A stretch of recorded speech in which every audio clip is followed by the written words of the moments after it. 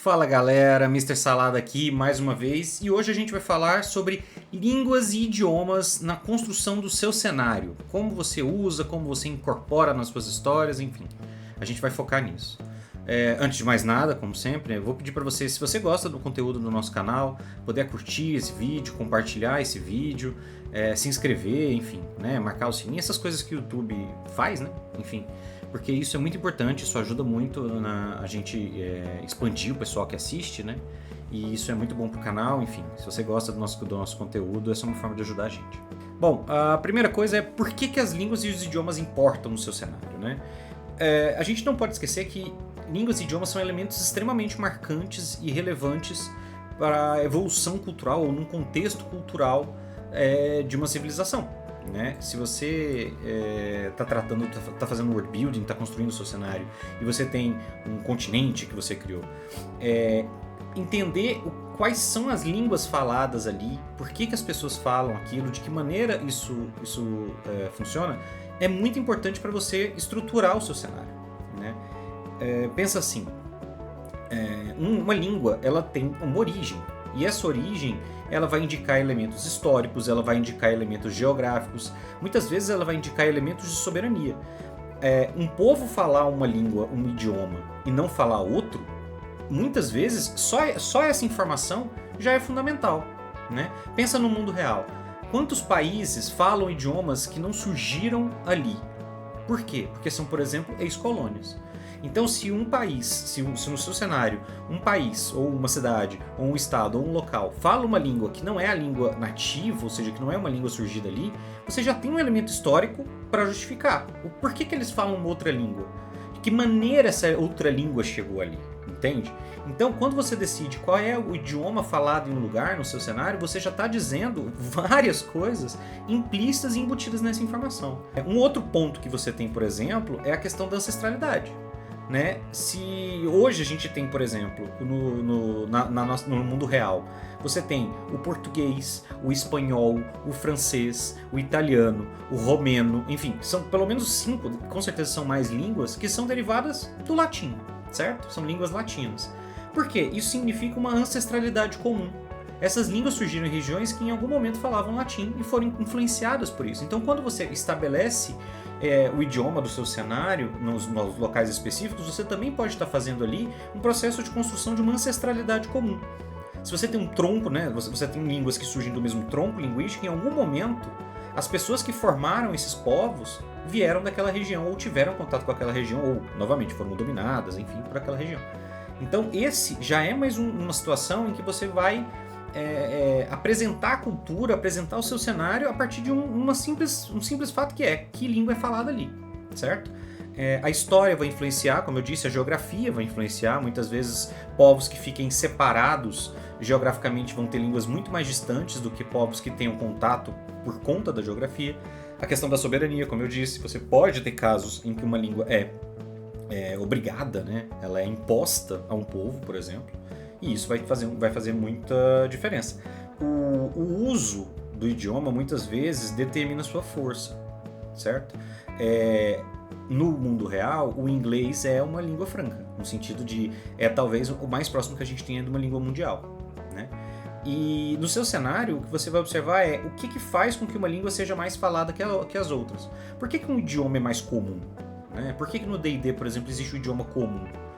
Porque aquela língua provavelmente se impôs de alguma maneira por ser uma língua usada, por exemplo, em relações diplomáticas, positivas no caso, no comércio, né? A guerra pode ser um fator relevante. Então, isso já é um fator muito significativo. Uma segunda questão sobre as línguas, quando você for pensar nas línguas do seu cenário, nos idiomas, são os dialetos. O dialeto é uma coisa muito natural e é uma coisa que enriquece a existência de um dialeto no seu RPG, enriquece o cenário. Isso existe nos cenários oficiais, por exemplo, do D&D. O primordial, que é a língua que é usada pelos elementais, ele tem dialetos. Então, os principais planos elementais do fogo, da água, da terra e do ar falam dialetos de primordial, que são os idiomas que são definidos, como Aquan, Terran, etc. Ígnea, eu acho. Então, assim, esses dialetos, eles surgem naturalmente. porque as pessoas falam aquele mesmo idioma, mas aos poucos o idioma vai evoluindo de maneiras diferentes conforme o uso, conforme pronúncia, conforme várias características. Então, assim, o dialeto ele normalmente deriva de uma ancestralidade comum, ou seja, você tem um idioma original, vamos dizer assim, mas você tem, por exemplo, separação geográfica, você pode ter uma miscigenação. Então, se você tem um povo, dois povos que falam o mesmo idioma, mas um determinado povo passa por um processo de miscigenação e recebe outros povos, outras etnias que falam outros idiomas, é muito provável que esses outros idiomas incluam palavras, estruturas, etc., naquele idioma original, e aos poucos ele vai se tornando uma variante que incorpora esses elementos. A gente tem na língua portuguesa muitas palavras de origem inglesa, muitas palavras de origem francesa, por exemplo. E isso está relacionado a esse processo de evolução natural do idioma, que acontece com o uso e que pode se distanciar das suas origens consideravelmente. Vai ter gente que vai falar que talvez que o brasileiro, o português falado no Brasil é um dialeto do português de Portugal. Mas é estranho, porque você tem mais gente falando português brasileiro do que português de Portugal em determinado ponto. Então, entender como é que essa língua evolui, as mudanças que elas acontecem e mecanicamente se isso é significativo o suficiente ou não, é um ponto que você às vezes vai ter que decidir. Eu vou fazer uma pausa rápida para já dar uma resposta muito rápida a uma questão que eu acho que pode surgir nesse caso, que é, você deve inventar uma língua ou idioma? Eu vou te dizer que genericamente não, tá? Inventar palavras ou frases para usos esporádicos não é um grande problema. Eu quero inventar o que é o idioma anão no meu cenário. Inventar um idioma é uma coisa muito complexa. Inventar uma linguagem é uma coisa muito complexa. A gente vê o Tolkien fazendo isso, a gente vê o Klingon, que é um idioma. Então, assim, idiomas inventados são coisas que são muito complexas, que existem na linguística e que muitas vezes são estudados, enfim. Existem idiomas que são artisticamente criados, existem idiomas que são criados para pesquisa, etc. Mas tudo isso é muito complexo. Não é só inventar palavras, Tem toda uma estrutura que você tem que produzir aquilo, e você não está passando pelo processo natural de criação de um idioma. Então, assim, eu vou te sugerir, grosso modo, não inventar. Eu precisei recentemente, eu quero dar um nome para minha aventura ser uma expressão em anão. Eu fui lá, peguei umas palavras quaisquer, achei que fazia sentido com o que eu imagino que seja o idioma anão, e falei, beleza, essas palavras significam isso. E aí eu dei os nomes para 2 seções que eram isso. E aí, eventualmente, eles descobriram que era conversando com os anões, e os anões falavam que aquilo significava em anão. Eu não precisei criar uma língua para isso, mas foi o suficiente para as pessoas ficarem, caramba, o que quer dizer isso? Até eles descobrirem, e essa informação foi uma coisa interessante. Então, assim, devo criar? Não. Mas eu gosto muito, então estuda, pratica, beleza, bacana, faz, se você acha que você vai conseguir. Eu, particularmente, acho que é muito trabalho para pouco resultado. Acho que é melhor você se dedicar a outras coisas. O principal agora, que eu diria, como é que você usa línguas e idiomas para enriquecer a sua narrativa? Primeira coisa, pensa em como cada povo vê a sua língua. Então, se você tem vários idiomas diferentes, como é que as pessoas veem aquela língua? Elas veem como um motivo de orgulho? Elas veem como uma mera ferramenta de comunicação? O seu idioma ser falado por muita gente é, de certa maneira, um soft power, é, de certa maneira, um fator de interferência e de, não chega a ser dominância, mas de pressão e de relevância cultural. Então, se o povo se orgulha do seu idioma, é mais provável que eles foquem na produção de literatura, na produção de dramaturgia, enfim, de coisas que usem esse idioma e que eles tenham orgulho disso. E isso faz diferença. Quando você estiver pensando no seu cenário num povo que tem orgulho do seu idioma, pode ser que eles sejam refratários a conversar com alguém que não fale aquele idioma e esteja visitando o lugar. Certo? Pode ser que eles considerem uma ofensa se alguém fala de uma maneira propositalmente tosca aquele idioma. Por outro lado, se o povo considera uma língua uma mera ferramenta de comunicação, é mais difícil que você, por exemplo, que alguém tente impressionar uma outra pessoa que fale esse idioma simplesmente por falar. Tipo, beleza, legal, que bom que você fala esse idioma. Então, a forma como o povo vê o seu idioma e a forma como as outras pessoas veem aquele idioma é um elemento que você pode levar na hora de criar suas narrativas, ou seja, na hora de você estabelecer a cultura de um povo específico, enfim. Quem usa a língua? Esse é um outro ponto importante. Quem tem interesse em aprender uma língua? Essa língua, ela é fácil ou ela é difícil de aprender? Por que alguém, especialmente, por que um personagem de um jogador aprenderia aquela língua? Por que eu falo isso? Porque você tem, por exemplo, no D&D, as línguas básicas e as línguas exóticas. E aí, se um jogador vira pra mim e fala, eu quero que o meu personagem fale infernal. Beleza, por que ele quer? Por que ele fala infernal? O que leva ele a falar infernal? Por quê? Porque a gente está falando de um idioma que é falado por não só uma quantidade restrita de indivíduos, como por indivíduos de uma situação muito específica. Então se você fala, pô, eu vou fazer um personagem, meu personagem fala infernal. O que levou ele a estudar infernal? Ah não, meu pai era um especialista em línguas e me ensinou infernal. Tá, é uma explicação razoável. Ah não, meu personagem ele é um clérigo que pesquisa demonologia. Então beleza, faz sentido que ele estude isso. Aí você está estudando um idioma numa língua, né? Você está estudando uma língua em algo que você estuda com frequência. Faz sentido que você queira falar. Sei lá, no Brasil as pessoas estudam muito direito alemão.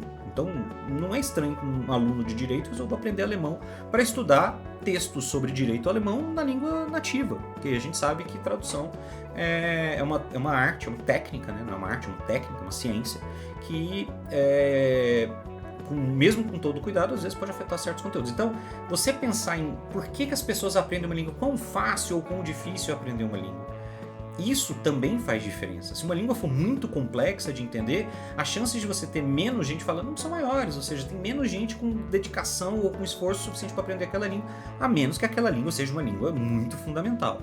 Nos universos, principalmente de fantasia, uma coisa que eu acho importante pensar é biologia importa. O que eu quero dizer com isso? Existe um idioma no D&D chamado Deep Speech, não sei como é que é em português, mas enfim, é o idioma que é falado por Beholders, é o idioma que é falado por Mind Flayers. E eu sempre penso, por que um Mind Flayer fala Deep Speech? E como isso acontece? Um Mind Flayer tem tentáculos no lugar de uma boca regular. Como é que o meu personagem humano falaria Deep Speech? Entende? Então assim, esse idioma depende de uma estrutura específica para ser falado, né? O dracônico, que é a língua falada pelos dragões. Existe uma estrutura necessária que só os dragões têm biologicamente para falar um dracônico perfeito? Pode ser que uma pessoa aprenda a falar dracônico, mas ela vai falar com um sotaque característico de alguém que não é um dragão, entende? Esses aspectos de biologia são muito interessantes quando você vai pensar, às vezes, na justificativa de por que as pessoas falam ou deixam de falar um idioma. A sua língua possui um alfabeto próprio? Como é que é essa questão? No D&D, as línguas, muitas vezes, elas aproveitam alfabetos que já existem, ou simplesmente não têm alfabetos. Se não me engano, são 6 alfabetos no D&D básico, e somando os 18 idiomas, né, básicos e exóticos, eles usam esses 6 alfabetos. Então tem várias línguas que usam um alfabeto de outra língua para escrever, né? Por que isso acontece? Esse é um aspecto interessante para você pensar. Por que a língua gigante usa runas anãs, né? Usa o alfabeto anão para ser escrito? São povos que brigam, são povos que guerreiam, são povos que não se dão. Por que um usa o alfabeto do outro? Tá? Isso é uma coisa interessante também para você pensar no aspecto de aprendizado. É mais fácil para um anão aprender gigante, porque ele aprendeu a escrever na sua língua materna, natal, no mesmo alfabeto? Talvez seja. Né? Se eu que aprendi a falar em português, talvez seja mais fácil para mim aprender uma língua que usa o mesmo alfabeto latino do que se eu for para aprender o russo que usa o alfabeto cirílico. Eu vou ter que reaprender o alfabeto, eu vou ter que aprender os fonemas básicos, enfim. Então eu tenho para mim que esse é um aspecto importante. De que forma esse alfabeto está relacionado àquela língua, né? Por que às vezes um idioma tem um alfabeto importado? Né? Ah, ele é um idioma falado, mas quando ele surgiu não havia uma tradição escrita, por exemplo. Pode ser uma possibilidade. A escrita foi trazida por povos, por um outro povo, e portanto é por isso que esse alfabeto é utilizado. Quando você para pensar nessa história do idioma no seu mundo, você vai perceber que você pode voltar a tudo aquilo que eu falei, sobre história, sobre geografia, sobre soberania. Todos os aspectos que influenciam uma língua podem influenciar a versão escrita dela também, de que maneira aquilo acontece. Tem a questão das línguas secretas. Eu acho que as línguas secretas, eu sempre trabalho mais com uma lógica de código, né? No D&D, por exemplo, você tem o druídico e a linguagem dos ladrões lá, é um código. Eu sempre trabalho com a ideia de ser um código. São runas específicas, né, que são utilizadas, ou no caso do de ladrões lá, é uma combinação de palavras, enfim. Eu acho isso mais código do que língua. Eu acho estranho que eles tratem como idioma. Para mim é um código, né? E aí eu recomendo tratar como tal. Todos esses elementos que eu mencionei são importantes para você usar e abusar do conhecimento ou do desconhecimento das línguas e idiomas pelos seus personagens. Eu sempre acho muito espantoso quando você vai ver um filme e os alienígenas que chegam na Terra falam inglês. Coincidentemente, a mesma língua das pessoas com que eles têm contato, porque o filme é americano. Por que um povo isolado há centenas de anos no universo, né, no cenário de D&D, falaria comum? Né? Quão diferente o comum seria entre eles e as pessoas que vivem num modelo diferente? quanto a língua evoluiu ali. Então eu acho que esse aspecto, às vezes, a gente deixa passar e são oportunidades muito legais que a gente tem de construir uma narrativa, né? Pô, os personagens acharam um diário de um mago anão. Por que esse diário estaria escrito em comum? O anão vai escrever em anão, ele é um anão, ele está escrevendo um diário, que é uma coisa que ele lê, o idioma original dele provavelmente é o anão. Você sempre vai preferir sim escrever de maneira muito mais confortável, esse é um raciocínio meu, tá? Numa língua materna do que em outra língua. Então, isso pode ser uma ferramenta legal. Às vezes, a informação que está ali é uma informação importante, que precisa ser obtida de alguma maneira, o pessoal não tem magia para fazer, ou não tem tempo de fazer a magia. E aí, como é que eles absorvem? Como é que eles vão tirar aquela informação? Eles vão confiar em alguém que fala não para ler e traduzir? Entende? Eu acho que esses elementos são muito interessantes. Às vezes as pessoas falam, eu gosto de fazer isso, às vezes falam, cara, vocês acharam esse diário, vocês acharam que vocês queriam, tá no idioma que nem onde vocês falam. Poxa, a gente tá sem magia, vai só amanhã, então só amanhã, isso atrasa, qual é a consequência desse atraso, entende? Não é só pra ser um estorvo, mas é porque às vezes eu acho que é coerente com o mundo.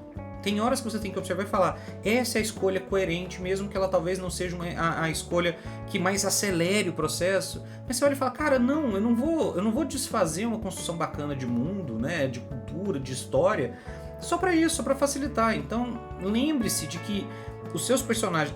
Por outro lado, você pode fazer o contrário. Você pode valorizar o fato do personagem ter feito um antecedente. O jogador pensou em por que o personagem dele fala Halfling, apesar dele não ser Halfling, nunca ter morado numa cidade Halfling, mas ele foi criado com uma babá Halfling. E aí ele aprendeu Halfling com ela e ele fala Halfling, e isso é fundamental, porque de repente eles estão lidando com um documento que está em Halfling, e ele sabe fazer. E pô, que bom então que tem, entendeu? Então acho que assim, você valorizar essa construção do personagem, e novamente, ter e não ter, são elementos que podem ajudar a enriquecer a sua narrativa. Uma última coisa que eu queria falar, eu acho que é importante, porque isso acontece às vezes, é uma dúvida que eu vejo as pessoas tendo muito. Tá, Salada, como é que eu interpreto as línguas e dialetos? Isso é um problema. Tá? Isso realmente eu acho que pode ser uma questão. Eu não sou a melhor pessoa para recomendar a interpretação, porque eu não interpreto. Eu interpreto muito mal. Mas a primeira coisa que eu te diria é evitar estereótipos pejorativos e vinculações com estereótipos pejorativos do mundo real. Tá? A gente já falou algumas vezes no Papo de Mestre sobre isso, mas enfim. O que eu acho que é importante? Se você não consegue interpretar de uma maneira que não soe como zombaria um determinado sotaque, e a gente tá falando muito de sotaque aqui. Muitas vezes você vai estabelecer, então, o anão no cenário que eu estou narrando, o anão parece uma pessoa falando escocês ou irlandês. O élfico parece uma pessoa falando francês. O halfling parece uma pessoa falando italiano. Sei lá, você elaborou isso. E aí você vai vai interpretar um halfling, e o sotaque do halfling é aquele português macarrônico de Terra Nostra. Terra Nostra, para os jovens que não sabem, é uma novela brasileira da Globo dos anos 90. Em que os personagens falavam italiano, enfim. Português a gente chama de português macarrônico, que era uma mistura de português e italiano. Enfim, se você não consegue fazer isso de uma maneira que não pareça zombaria, não faça. Não faça. Descreva, tá? Descrever a forma como uma língua está sendo falada, e aí você pode usar referência do mundo real, funciona se for bem feito. Você não precisa, se você não consegue fazer aquilo de uma maneira que não pareça bobo, que não pareça tosco e que eventualmente possa soar até ofensivo, não faça. Tá? Pode só descrever, não precisa fazer. E isso não é só pra sotaque, tá? Às vezes a gente tem uma coisa de, pô, o personagem é um fazendeiro, vou fazer o que eu acho que é uma pessoa caipira falando.